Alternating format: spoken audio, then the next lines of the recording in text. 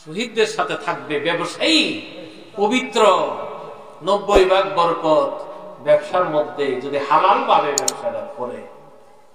আল্লাহর ওলিগণ তো এই কথাগুলি বলবার জন্য আসেন নাকি কন? মানুষ যেন সৎ হয়, ভালো হয়।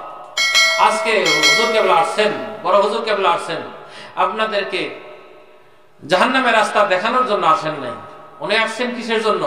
আপনারা যেন কোরআন মানেন, সুন্নাহ মানেন, আল্লাহ মানেন, আল্লাহ রাসূলের মানেন, আল্লাহ রাসূলের অনুসরণ করে করে আপনারা যেন জান্নাতি হতে পারেন। একটা মানুষ আল্লাহওয়ালা হোক, সত্যবাদী হোক, নেককার হোক, দিনদার হোক, ওলি আল্লাহ হোক। এই জন্য আল্লাহর ওলিগণ ধারে ধারে বড় হুজুর কেবলা সারা বাংলার ধারে ধারে ঘুরে ঘুরে একই দাওয়াত, লা ইলাহা ইল্লাল্লাহ মুহাম্মাদুর আল্লাহর হও আর নবীর হও। আল্লাহর যদি হতে পারি আর যদি নবীর হতে পারি, তাহলে আল্লাহ পাক আমাদেরকে জান্নাতে দাখিল করবেন। তবে নবীজি ছাড়া তো আল্লাহকে পাওয়া যাইতেছে না। নবীজি ছাড়া আল্লাহকে পাওয়া যাবে?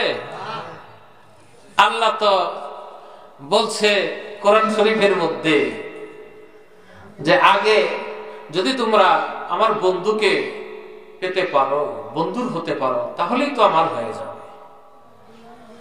আতিউল্লাহ ওয়া আতিউর রাসূল উলিল আমরি মিনকুম। আল্লাহকে মানো, আল্লাহর রাসূলকে মানো, তোমাদের মধ্যে যারা উলিল আমর ওদেরকে মানো।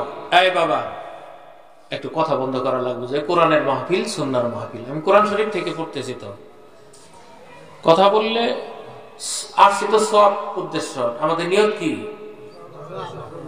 কিছু যেন নিয়ে বাড়িতে যাইতে পারে, সবের জন্য আসছি।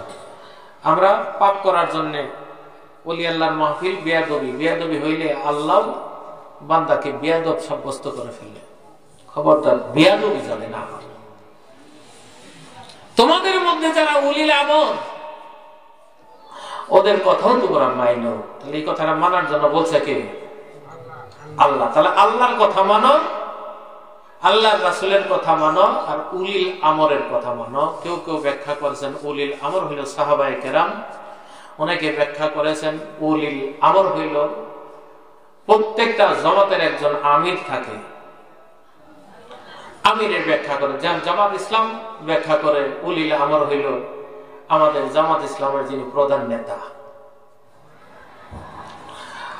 আর এর খাঁটি অর্থটা হলো উলিল আমর ওই ব্যক্তি যার সাথে আল্লাহর সাথে যার কানেকশন,